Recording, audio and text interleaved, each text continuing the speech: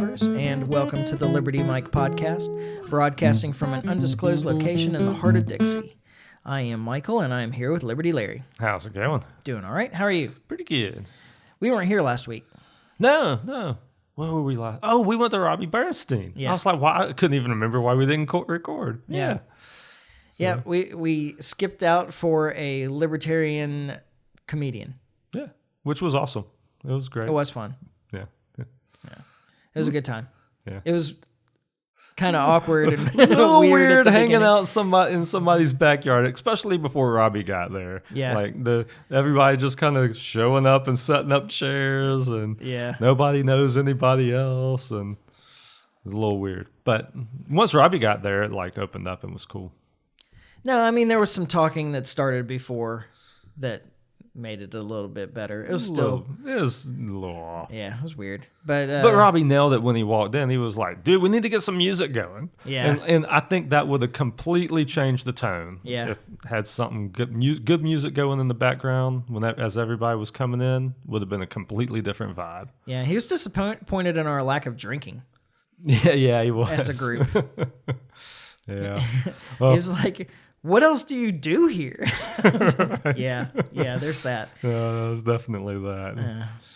But we all had to drive from all over. That was kind of the issue, probably. Yeah. Well, I was on medicine, so Yeah. yeah. I drove over. Yeah. There was whiskey with me, but I never drank it. Yeah. Oh, well. Yeah. Lost opportunity. Somebody else could have driven my new car back. All right. New to you car. New to me car. Yeah. My mom's new to her car is already back in the shop. Oh, really? Yeah. That sucks. Yeah. I mean, I think the dealership's just fixing everything because she drove it like 3 miles. Really? Or she didn't drive it, of course, but yeah. It was driven like 3 miles and it was the second day she had it. Yeah. About 2 weeks after I got one of my last car, not the last car, but the one before, I had the wheel fall off. Like literally coming out of a parking place. Ka-chung, it did the ka-chow thing like, the guy from Cars, Lightning McQueen. He did this thing with the car. Oh. People will know what I'm talking about. Some people know what I'm talking about. Yeah, but he did this little thing. They used to turn the wheel. Are you talking about the animated thing? Yeah, Cars. Okay. Lightning McQueen. Yeah. Wheel just popped off as I was backing out of a car lot or parking spot, and yeah, I took it back up there, or I went back, I fixed it, and then took the bill back to the shop I bought it, or the lot I bought it from, and they reimbursed me. So Yeah. And they weren't obligated to. I mean, legally, Yeah, almost no used cars fall under lemon law no, things. no. And so- But See, I could have made a real stink online about it, Yeah. and I didn't. Well, it's just bad customer service, and they know that kind of word travels, and so yeah, there's actually built-in mechanisms in the market. You don't need the government to stand up for you. Yeah, Yeah, absolutely. Yeah. they don't want that kind of word getting around. They sell bad cars and then won't fix them and say, sorry, you signed it as is. Yeah. I mean, it'd be different if it was like a year later or whatever, but it was less than 2 weeks. I remember that. Yeah. And I was like, yeah, I'm going back up there and having a chat with somebody. Yeah. No, exactly. I mean, everybody recognizes that there's like a reasonable amount of time that everything should be fine. Yeah, absolutely. Now you could probably make if you're, all anti-business, you can probably make the case that those mechanics back there just do what they need to do to make sure that it lasts a month or something. Yeah. Well, this won't break for a month, so we're good. Yeah. That kind of thing. But I don't think that's likely either. Yeah. Hadn't been my experience, like I say. No. All right. So we've put it off and stayed away from all the drama of expertise. I mean, it's not that we haven't talked about expertise before, but Dave Smith on Rogan with Douglas Murray kind of created a... Yeah, it's funny how, I ended up not watching... I saw clips from that podcast, but I didn't go watch the whole thing because the clips I heard and everything I heard about it was like, well, this isn't the conversation I want to listen to. Yeah, I listened to, 20 or 30 minutes of it around that, around that part. Yeah. Where Douglas Murray and Dave Smith are debating primarily the Gaza war, but also somewhat the Ukraine war, and so on. And it just, oh man, it just seemed kind of ridiculous. In that Douglas Murray just kind of never addressed Dave Smith's position, just that Dave shouldn't be calling himself an expert, which Dave never did. And, but essentially making just making an appeal to the authority case. Yeah. Which is ridiculous too, because he, like there's some things that are kind of undisputable about what he said, in that, okay, a person that goes to where the events that they're talking about are happening is probably in a better position on balance to talk about those things than somebody who hasn't. Okay. All right. I don't think anybody would argue with that point. Yeah. That people that have dedicated their lives to studying some particular aspect of history or culture or whatever are generally in a better place to talk about it than a comedian or something. Yeah, I don't think anybody would dispute that, including Dave, by the way. Yeah. Or Joe Rogan. Yeah, exactly. Which is why Joe Rogan has the people on that he has on a lot of times too. Like, anyway. Yeah, I mean, Joe gets a lot of credit for that because he listens to all sides. It's not like he just has on certain people of a certain stripe and that's it. Like, I mean, if you go through his he's always got people with all kinds of opinions on there. So yeah, I mean, he, I've seen him with some of the physicists that write popular science stuff that I like, that are good science communicators. Sean Carroll or, oh gosh, I can't think of his name. The guy that wrote A Universe from Nothing. Lawrence Krauss. I think that's right. That name sounds familiar, but I don't know. That's not a field I follow that closely. Yeah. He has people that know their stuff on there, and I don't think that he's been exceptionally biased about the Gaza situation. Although I don't listen to Rogan. Not that often for me, but I mean, I'm very aware of him though, because I mean, it's the biggest podcast there is. Now, so I think a lot of the problem was that Douglas Murray presented his argument in kind of an awkward way, not in a way that's easy to agree with. Okay. All right. Besides him just being like this pompous British whatever, like that didn't help. Yeah.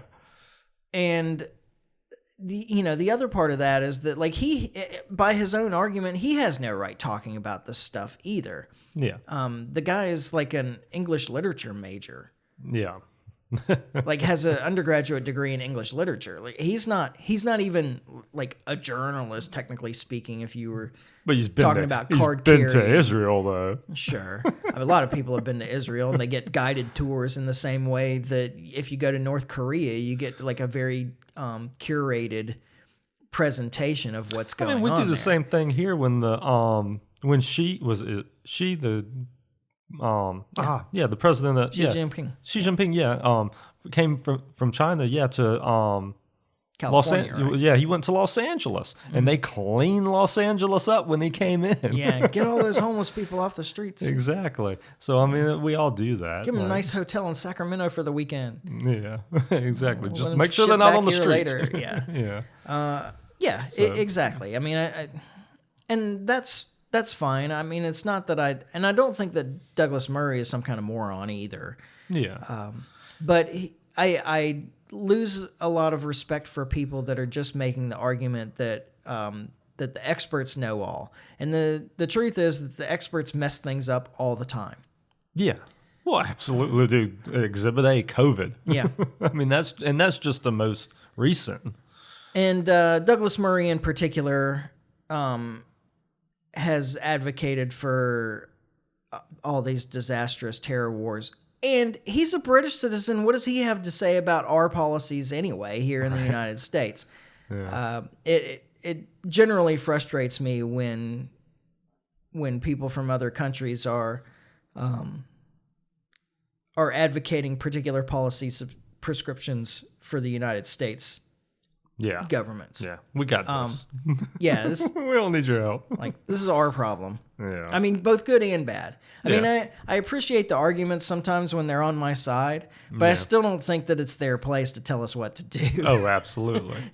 I will take a good argument on my side, though, of course. But then he goes afterwards and he writes an article for the New York Post, op-ed for the New York Post. And in it was this quote that I pulled out because it's just like the most absurd thing I've ever heard. All right. He said, or wrote, I should say, quote, "What the standards are in the new media, especially on podcasts, is still being worked out, but there must be some. Otherwise, the new media will lead people into errors and evils far greater than the old media could ever dream of." End quote.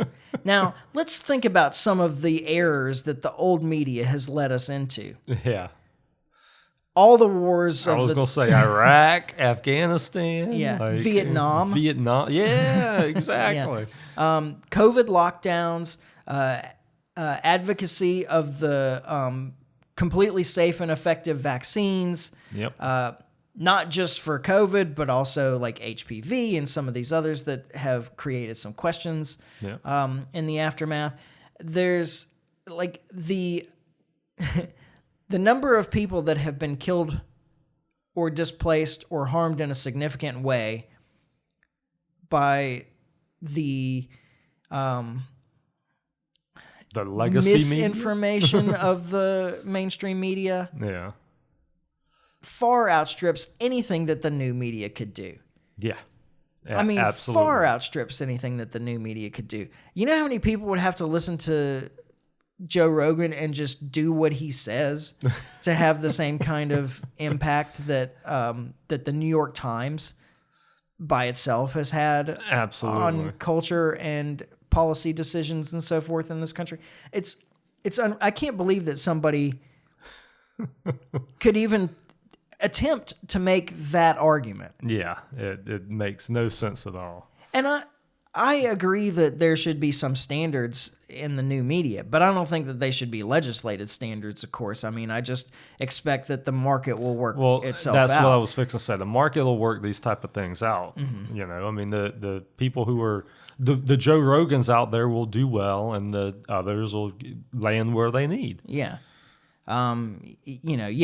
Hopefully you see like the Joe Rogans stepping forward and growing their audience like he certainly has.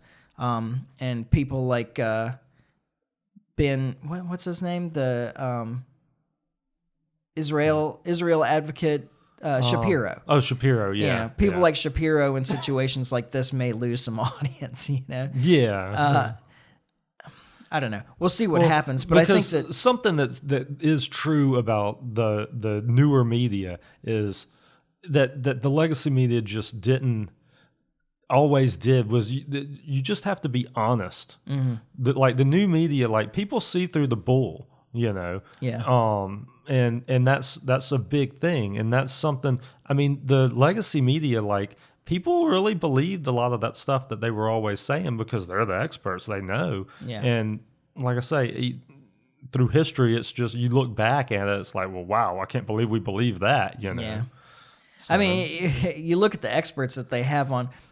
Here's the other thing too: is that experts always disagree.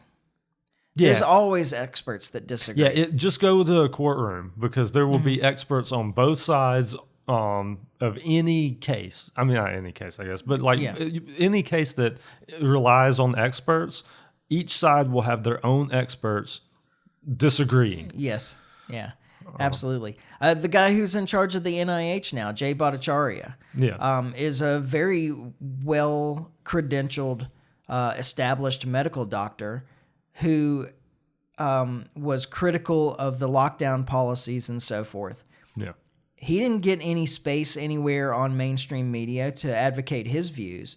So really that's kind of, I guess, the point in the end, is the big difference there is that the new media is decentralized and the mainstream media is centralized. Yeah. They control the message in the mainstream media. There might be a little bit of dissent, but there's like a lot, like even between Fox and MSNBC. I was They may fixing- disagree about who should be in charge or which party that they advocate as being the good guy or the bad guy.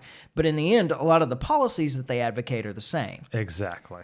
And in the end, and they control the experts that you have access to. Exactly. They pick the experts that support the narratives that they're promoting. Yeah, which is all just happens to be the narratives of the government. Mm-hmm. Whether it's the right side or the left side, that's where it always lands. Yeah. Almost always. I think that there could be a case made about the Israel-Gaza situation, that the media is generally more Friendly to Israel? no, the media is generally more friendly to the Palestinians. Oh, okay.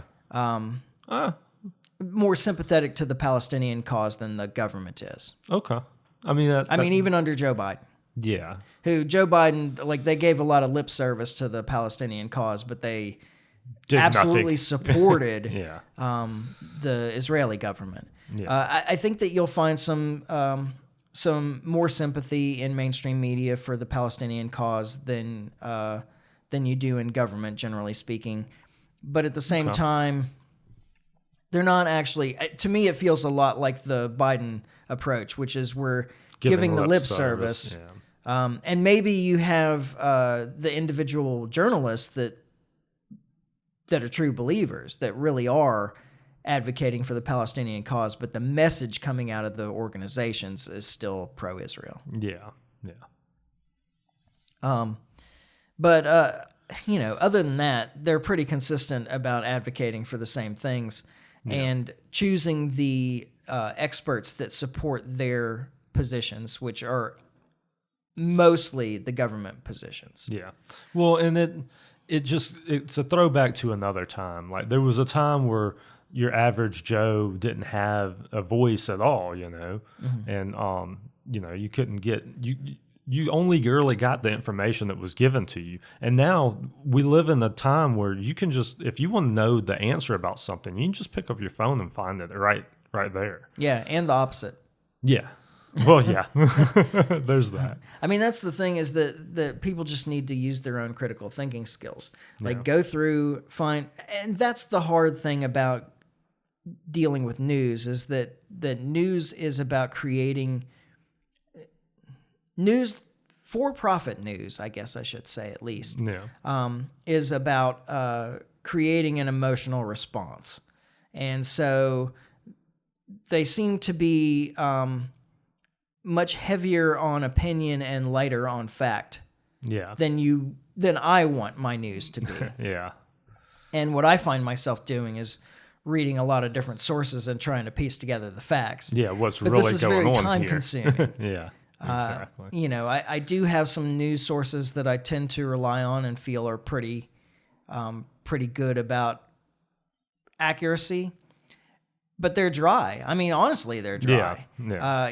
I can go and read antiwar.com, the originals at antiwar.com. Yeah. Like, there's no doubt about what side they're on. It's in the title of the website. Of the website, yeah. But at the same time, the articles that they read or that they write, they're fairly dry and formulaic, but they're actually full of information. Yeah. And even though they're presenting the information in such a way to promote a particular point of view, there's a lot of facts in there. It's good information, though. Yeah. Yeah. And they're linked like crazy. Like, you can go to other sources all the time. So, like, I have some places like that I feel pretty confident in the information that I get. I have been criticized of being so certain of my sources. But I would say that my track record's pretty good. Well, but it goes to what you said in the beginning, though. Like, you vet your sources. Yeah. Like, it's not like you read it from one place and be like, okay, well, then that's gospel. But you have to do that. You have to read from a bunch of sources to figure out what's what. Mm-hmm. Well, and that gives you a good reason to be confident in what you've read, though. Yeah. And I do read a wide range of different points of view. And the reason that my positions are so consistent is because my principles are consistent. Yeah. Well, You know, like my starting point yeah. is consistent in what do I want to do, what I want to achieve, Yeah. and what I think is best, all in all for people. And you know, when it comes right down to it, in this case as well, like decentralization, no kind of central control of information or all of that. This is what I want, and I think that it's best for everybody because then it's easier to find a place where you fit in, Yeah. Yeah. and people around you are advocating the policies that you appreciate. Yeah. And I guess that sounds like an echo chamber, but if it's localized, it's really not a problem. As long as you're not enforcing that opinion, coercing others to follow that as well, then, Yeah. you know, there's no issue. Yeah. The problems of government. All right. And this, I guess this kind of leads in some ways to one of the topics that you wanted to talk about, which was this whole thing about guilt by association. Yeah, I this guess is really. another one that we really haven't dove into. That's kind of been out there. This whole like deportation and like Because somebody's been accused of being a member of MS-13, Yeah. even though they haven't participated in any crimes that are known. and that's where my problem lies. Is like specifically this guy that's in that they sent to El Salvador. That like I mean the Trump administration is absolutely he had MS-13 tattoos. Yeah. And so this means we should be able to deport him. Yeah. Like, I have a real problem with that. Yeah. And regardless of whether he is a criminal or a member of this violent gang or whatever, the Trump administration itself admitted that it was an error Yeah. that led to his deportation. Well, Trump's thing now is, that guy shouldn't have said that. Like literally, that's like Trump's defense is that he wasn't one of our attorneys. He was a carryover from the Biden administration, and he shouldn't have said that. Oh well, whatever. I mean, that's his position. But Fine. the whole idea that even if it's a violent gang like MS-13, like if somebody's done something to warrant them being deported or being arrested, then prove it in court, and that shouldn't be a problem. What was the name of that girl in Georgia that was murdered by the illegal immigrant that was such a big story? I can't remember now, but I know I remember when all of that was going on. She had a name that's like similar to something else, and Yeah. so people or Biden specifically kept saying it wrong, and that was a problem. Oh gosh, I can't remember her name. Anyway, like the illegal immigrant that was responsible for that, Yeah. he was tried. Yeah. He went to court. Yeah. He was And tried. convicted, the whole 9 yards. The idea that only American citizens are protected by the Constitution, I think, is ridiculous. The idea of the constitutional rights that were enumerated is that they are universal human rights. Well, and this is an area that I just don't quite understand because there's the other side's arguing that illegals don't deserve due process, and I don't understand how you determine they're illegal without due process. I don't understand that. Like that doesn't jive to me. Like at some point you've got to prove that this person is here illegally to make that determination. Yeah. Yeah, I agree. But there's the other problem, of course, is that being associated with a particular gang being treated as a crime itself. Yeah. And of course they're trying to declare another group as a terrorist group so that they can avoid, problems of the law. Yeah, right. And the Constitution, because somewhere in there, I haven't found it yet. I've looked pretty close, but somewhere in there apparently it says that all these rights are revoked if you are a terrorist. Yeah. It's amazing how the government can just declare a crisis and then throw the Constitution out. Yeah. I mean, they do it all the time. I mean, that's what the whole problems through COVID all reverted back to that. Yeah. And it's the same thing right now. It's just a different problem. Yeah, well, and it's how we got all the tariffs too. Yeah. Is that it's an economic emergency, and so therefore all of the processes that we generally have to follow to make changes that affect the entire nation, we don't have to do. Yeah. Yeah, it's garbage. Like Yeah. it's, I mean, and it just goes to show it doesn't matter which side you pick, because I mean, it would have been just as bad with this type of thing in different areas with Kamala Harris. Yeah. Well, and what neither side seems to understand is that the danger of centralizing power is that the other guy has the same power. Yeah, exactly. Which is what's led us to where we're at, where everybody just kind of, when they get in there, does whatever they want because the other Rule side by did. executive order. Yeah, the other side did it. You know. But the issue that we're dealing with, particularly with the being a member of a gang is itself a crime, is that it's a complete breach of the freedom of association. Exactly. That you may associate with whoever you like. Now, of course, the government has a long track record of ignoring this particular right of people to associate freely with whoever they choose. Yeah. And you can make some bad cases about discrimination and so forth, but of course the real problem with discrimination in this country is that it was enforced by governments. Yeah. Yeah, Like right. the individual guy on the street, the entrepreneur who won't allow a particular race in or whatever, he was actually not very much of a problem. It was the the governments of like this state that enforced racism as a systematic and legislative issue. Yeah. So once again, the government was really the problem. Yeah, exactly. Like we needed legislation to fix the government, not to mandate to the people, because like the free market will sort that out. Yeah. Yeah, absolutely. And of course, like being a member of any particular group, the truth is that if you subscribe to this idea that being a member of a group, even if you only agree to it when that group is considered a terrorist organization, Yeah.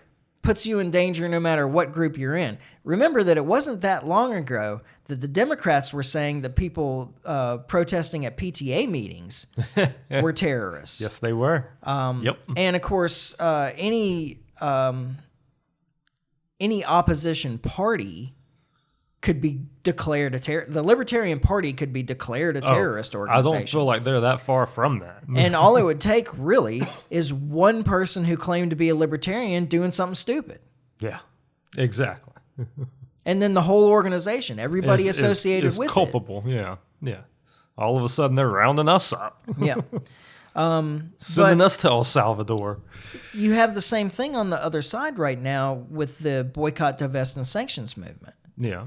All right. So, in terms of freedom of association, I think there's like 37 states at this point that have anti-BDS legislation on their books that at the very least says that if you participate in the boycott, divest, sanction movement against Israel, Yeah.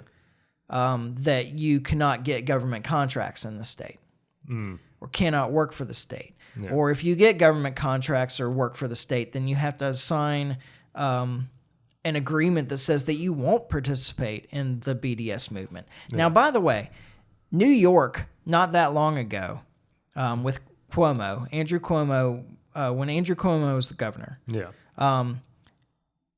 declared that his state, in order to get contracts in the state of New York, you could not do business with entities in, I think it was Indiana, I think, and North Carolina because of the bathroom issue, the trans bathroom issue. Yeah, I remember that. And within a few weeks, either before or after, I don't remember which, Yeah. he also had legislation that you could not participate in the boycott, divest, sanctions movement and get contracts in New York. So he was creating a policy for the state to boycott, divest, and sanction 2 states within the United States Yeah, right. while preventing any kind of boycott, divest, and sanctions of this other nation of Israel. That's just wild. And the same kind of thing is happening now. But the truth is that people should be free. This is a very non-violent form of protest right here. Yeah. And Voting with your dollars. You know, no matter what you say about whatever else you have to say about Israel, it's really hard to make the case that they're an economically oppressed nation. Yeah. All right. Or Jews within the United States, if you turn it into the anti-Semitism thing, or the 2.5% of people that are in the United States that are Jews are some of the most successful people in the nation. Right. It's just wild, yeah. On average, right? Yeah. So, but then another case of the government interfering and eliminating the freedom of association is with the legislation on labor unions. Yeah. Right. So early on, labor unions were treated as labor unions should be, where the government didn't really involve itself unless it got out of control in terms of violence. Yeah. Or destruction of property, or interfering with federal issues. Like the U.S. government got involved with a train strike or railroad strike at one point because they weren't moving the U.S. mail. Oh, and really? Yeah. So some things like that, but a very small number of strikes or labor disputes were interfered with by the U.S. government. Yeah.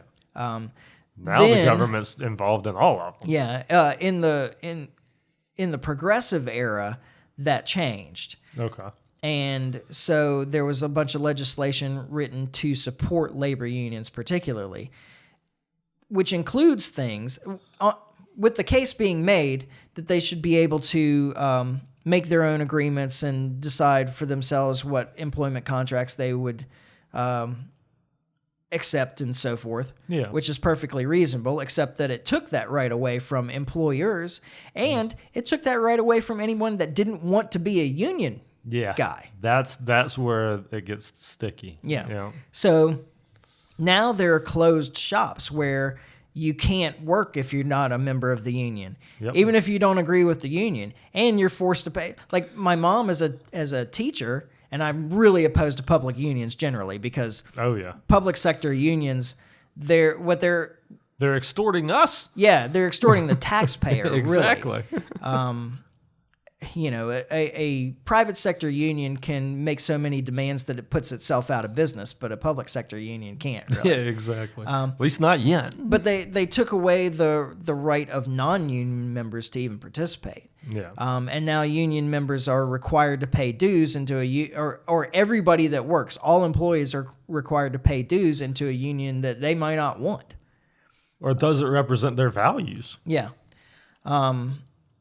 Or they feel like they'd be better off outside of the union, which is often the case with high skill, high production workers. Yeah. Because they're a part of the union that's kind of dealing for the middle.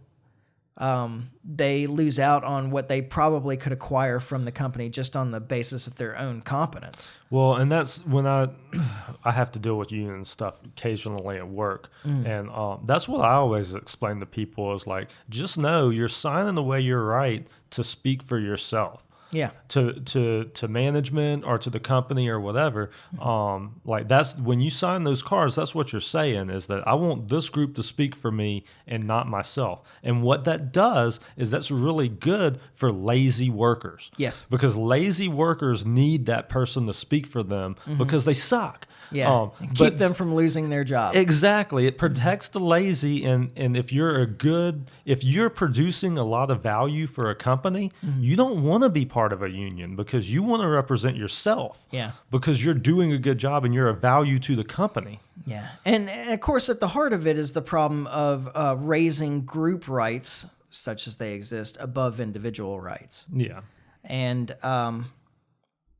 the employment contract is I think necessarily an agreement, a voluntary agreement between an individual and a business. Yeah. Yeah. I mean, that's That's how it should work. Yeah. I mean, that's the most efficient way. But that becomes not the case when you have a union involved. Exactly. And of course, the truth is, I'm getting a little off track here. The truth is that unions historically haven't really done that much to improve worker conditions. I mean, they have had an impact on that. I'm not just saying that they don't. But what has had a greater impact on that is just competitive competition for employees. Yeah. There you go. Yeah. Competition for employees. As long as employees have other options, then their conditions improve just as a result of that. Through the because market. Because you want to have the best employees working for you, not your competition. Yeah. But a lot of union activity has been about a group of workers working against another group of workers. Essentially, union employees working for their own achievement above non-union employees. Yeah. Yeah. Most of the violence, of course, has been directed at scabs, at non-union workers that are trying to work, and of course. We can't have that. You can't. I'm protesting. I'm boycotting over here. I'm boycotting my job over here. I can't have you going and doing my job. Exactly. That's a problem. Exactly. And of course, they've also been directed at other businesses related to the business that's being struck. Oh, okay. Would that be the that'd be the verb? right term. I think Okay. so. Yeah. The business that's being struck, so people that distribute their products or that provide raw materials for that business, they'll go put pressure on those other businesses or the employees of those other businesses to also strike. Yeah. Customers that consume the finished products, etc. Yeah. So it's a dirty game. Man. Yeah, I don't really have a high opinion of unions myself. Me either. But I also don't have any problem with people forming a union if they think that that's what's best for them. The problem that I have is with legislation particularly, but any kind of coercion that either prevents people from working without being part of the union or prevents the employer for looking for other employees or prevents connected businesses from doing business with that particular business. Yeah, I mean, really the problem with unions is the government getting involved. Mm-hmm. I mean, and the coercive, violent tactics that they use to get their way sometimes, even before the government was really involved. Yeah, I mean, but then you need the government to get involved to smack some of that back. Yeah. I'm just specifically just talking about where there's violence involved is really what I'm getting at there. Yeah. So. All right, you want to move on from that? Yeah. Unions suck. Well, the point was that people should have freedom of association. Yeah. However they choose. Individuals should be able to do business with, not do business with, interact with, not interact with whoever they choose. Yeah. The big point I wanted to make as far as all of this goes is what's going on right now with MS-13 is a slippery slope. And if you think your group ain't next, be wary because I mean, I know particularly with us being libertarians, like we're on the block there somewhere. All it takes is for one of us to win an election and one of us to do something stupid. Yeah. And here we are, like, Yeah. One bomb that can be connected to somebody who was a member of the Libertarian Party 30 years ago. Exactly. And suddenly we're all terrorists. Yep. Especially if we start making some hay and winning some elections or something like that, or more people start getting behind us. Mm-hmm. Okay, so I guess actually I think this is probably our main topic. Yeah, we've been going on for a minute. Which is a shame because we've only got 15 or 20 minutes left. We might have to pick this up again, but we'll see how the discussion goes. This was kind of more of an open discussion, and I'm curious what your perspectives are on this. Okay.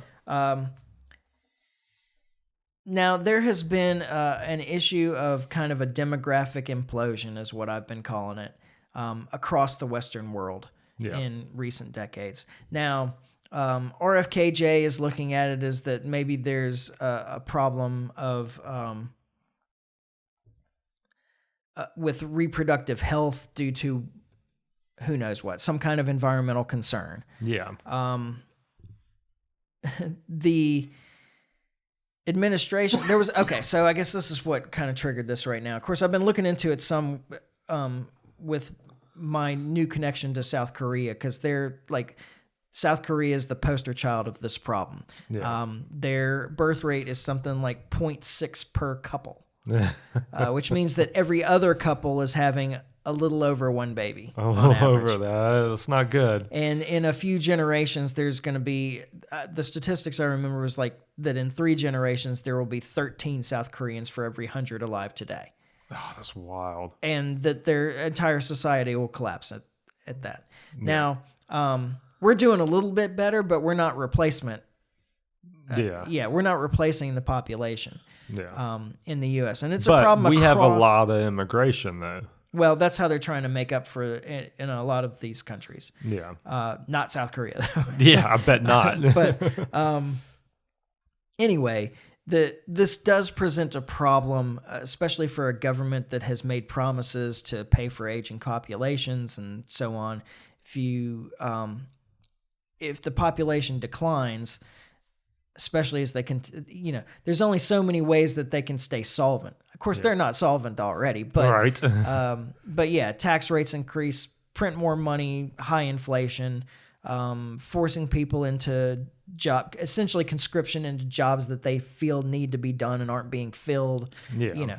Lots of things can happen to try and make the society continue to work as it. A lot of that's just a recipe for economic collapse anyway. Yes. I mean, the raising taxes and the printing money, like those don't have good endings. So, a week or so ago, there was an article in the New York Times talking about the Trump administration's opening up the floor essentially within the administration to ideas of how to incentivize people to have more babies. Yeah. And there were a few things proposed.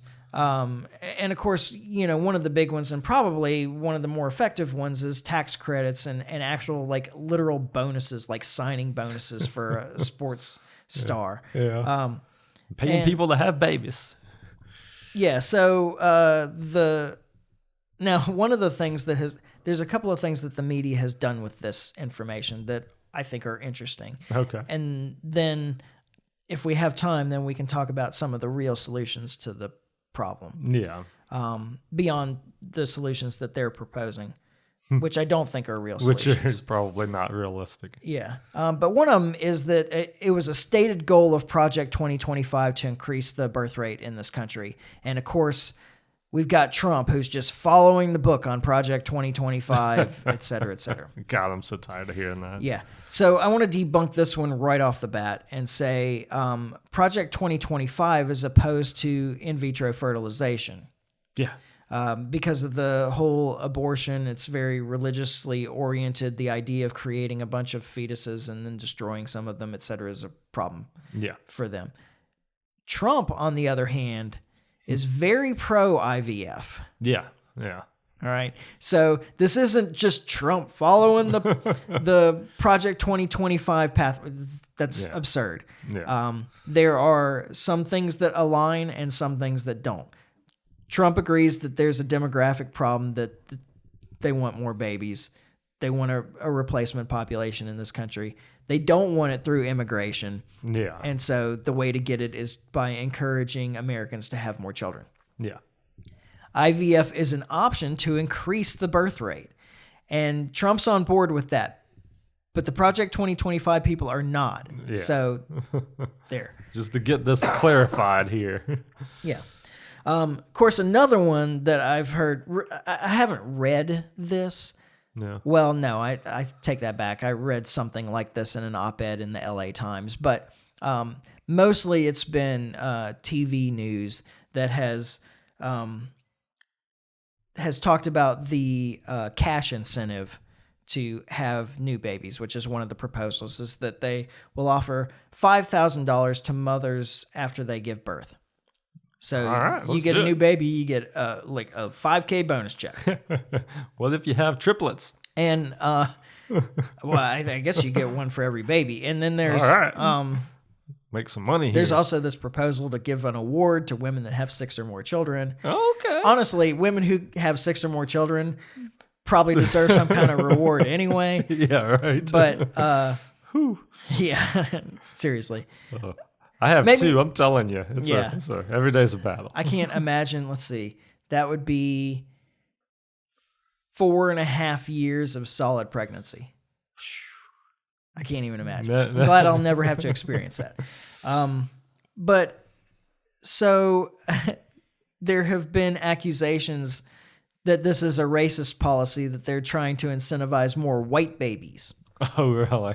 Which I think is clearly absurd, because $5,000 isn't much of a payment for a baby. That doesn't get you very far. No, it does not. And who do you think, like, what group do you think is most likely to have more kids just to get a $5,000 check?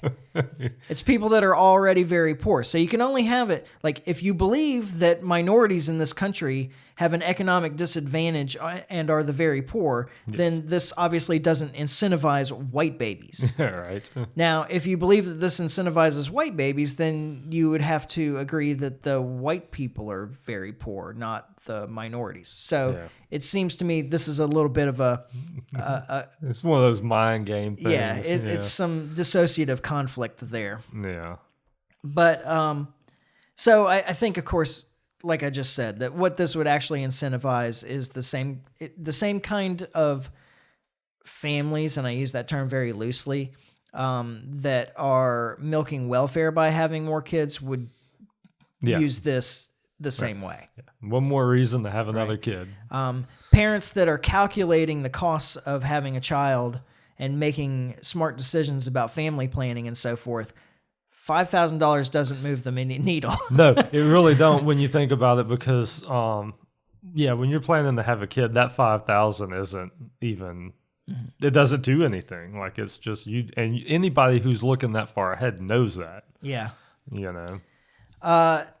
Now, I think that there are reasonable criticisms of the administration trying to encourage people to have more children while stripping funding away from daycare and well, those are the things that would like encourage people to have more kids, because that's one of the biggest problems when you have a kid is, okay, like, I've got a few years before they're going to be in school. What do you do? Yeah. And it's a challenge. Now, tax credits, $5,000 bonus, etc. These actually might, they won't move the needle for people that are really intent on family planning, but it might move the needle in the number of kids that are born. Yeah. I think that this really could have an impact. You know, you subsidize things that you want. Yeah. Tax the things that you don't want, you subsidize the things that you want. Yeah. That rule applies here. Yeah. Now, the critical groups are saying that what they should be doing is forcing companies to provide daycare, forcing companies to, mandatory maternal and paternal leave, and all of these kind of things. Well, here you go, getting the government involved again. Yeah. Or the government just providing these services, providing healthcare. Now, the U.S. is one of the worst countries in the world for,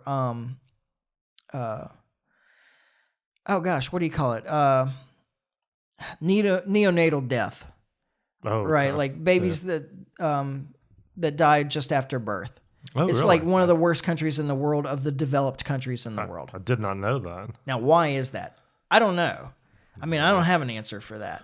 But of course, a lot of these groups are saying it's our terrible health care, and so therefore the government needs to pump more money into health care, or provide free health care to everybody. But it's bad health care is the problem. Mm-hmm. Like, giving everybody access to more bad health care isn't going to fix the problem, right? Like, that's not the solution. Or bad food, it's going to be something like that as the reasoning. Not, I mean, our food in this country is just horrible. I mean, just look at the people. So there's a lot of historical evidence that as societies become more wealthy, that they have fewer children. Yeah. All right. There's good reasons for that. As societies become wealthier, they generally also become healthier. If you lose That's fewer, not the case here. well, it was for a while. It was, yeah. It was it's for not a long anymore time. though. Yeah. Like a lot of this stuff apparently has some kind of tipping point. Would be my assertion here anyway. Okay. But generally, as societies become wealthier, they become healthier. More children survive to adulthood, so you don't have as many children because you don't lose as many children. Yeah. So there's a lot of historical evidence that as societies get wealthier, they have fewer children. Yeah. All right. Now, at some point, it has. I think it's moved past that. Yeah. To a point where obviously we do have like declining health, even though we're a wealthy country. But I don't think that we're getting wealthier at this point. Well, yeah, we're receding at this point. I think that that's my argument. But rather than as the wealth recedes, people starting to have more kids again. Yeah. People are having even less. And so I think a lot of that is the interference by government.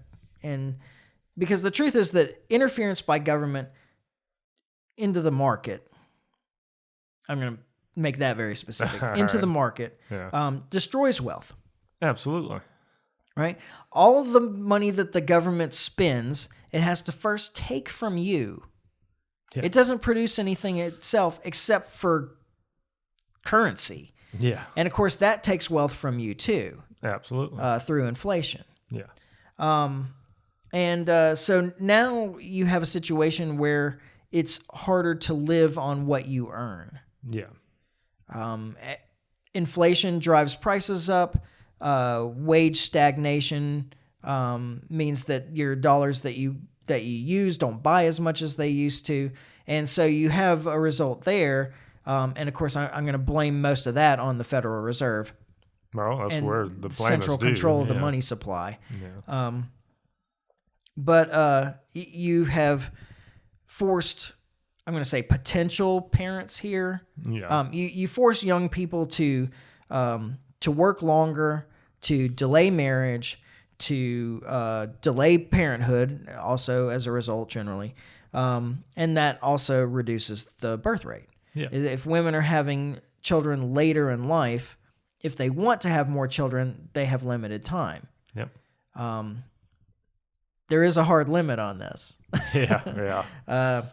And so, I mean, I would say that the answer, and this is partly, so I was talking about this with my girlfriend from South Korea, where this is a real serious problem. Oh, yeah.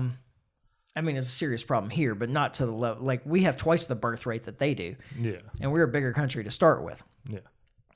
But she said it's just so hard to raise children there, that it's so expensive, and that there's a huge gap between the wealthy and the not, and there's high competition for good jobs, and it starts very early. So like there's high competition in schools.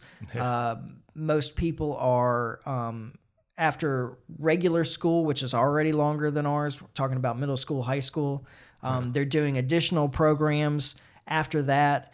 That you have students in that country that are like, getting up at 6 a.m. to go to school, and they don't get home till 10 or 11 o'clock at night. Oh, wow. Because of the extra classes that they're taking to try and get ahead. Yeah, exactly. Yeah. To work for, and she didn't say this, but this coming up and with the rest of my research of some of the major companies that kind of rule the roost in South Korea. So we're talking about what, like LG, Kia, Samsung, these really big companies that operate out of South Korea. And she said it's just hard to afford. It's hard enough to for a couple to have an apartment above ground and so on. People work very long hours, and there's just not time. And then there's not money either. Yeah. Yeah. And so to me, the answer isn't more government programs and subsidies to healthcare or childcare, which drain the resources from the taxpayers and make it harder and more expensive to raise children. the answer is to get government out of the market, let the market operate as it should, Yeah. and let people build wealth again. Yeah. Well, that's really the difference. If people are more stable and comfortable with where they're at, they're more likely to make those type of commitments to have kids. Yeah. You know. I mean, this is relatively new to have both adults in a household working for the household to function. Yeah. Yeah. To get by. Yeah. And I think that a lot of it is due to government interference in the market, which is directed in a lot of ways by the big companies. And of course, over and over again, going back to emergencies and the government, making changes. I just finished a book about World War I, called The Great War, by the way, Hunt Tooley, worth reading. It was really interesting, and it's not that long. Yeah. But he was talking about this, and I've talked about this before too, but he was talking about this, the kind of the roots of the authoritarian Western democracies being in World War I, as all of these countries, governments tightened their control over the market to make sure that they could produce everything that they needed to keep the war going. Yeah. Yeah. And it's funny when you start down that road after the war is over, you don't always go back to where you were before the war started, as far as just like the tightening of the reins.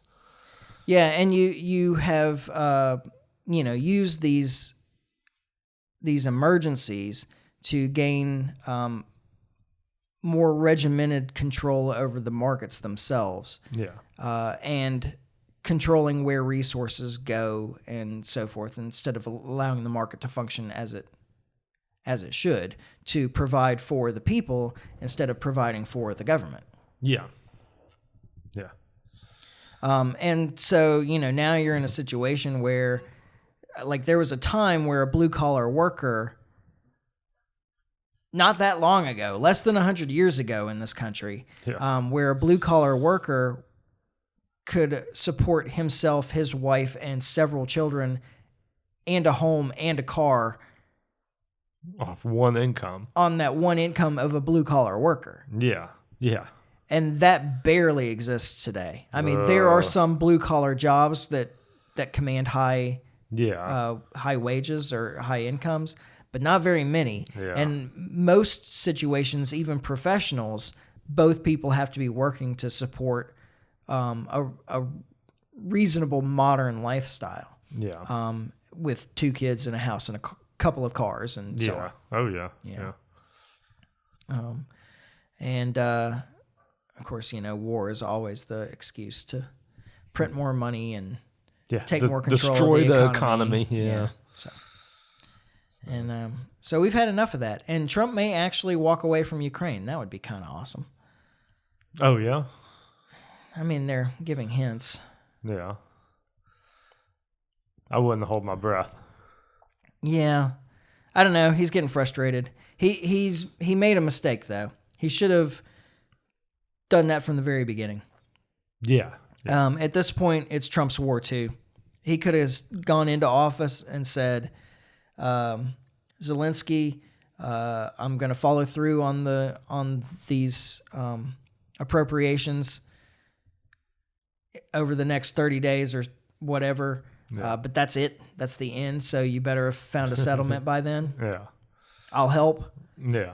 I mean, that would have been the smart thing to have done. That would have gave them 30 days to negotiate an end to it, or for Zelensky to go, gather up everything he could and get away. Yeah, that or find other people to try to supplement what we're doing. Yeah, well, that can't happen. There's not. Yeah. Europe can't resupply Ukraine for what they lose with us. Yeah. But now at this point, his real mistake was saying that he wasn't going to negotiate an end, and he's got 2 groups that are kind of intransigent, but one of them is in a position of strength, Yeah. And the one that we've been supporting isn't. Isn't, which is insane. And so, Russia has been very clear about what they want in a negotiated settlement. And Ukraine seems intent on rejecting all of that. Yeah. And so what'll happen now is that it'll be taken on the battlefield. Yeah. Like you couldn't do it at the negotiating table. It'll become the reality on the battlefield. Russia just doesn't have a whole lot of reasons to negotiate. No. I mean, they have, as Trump would say, they have the cards. Mm-hmm. Yeah.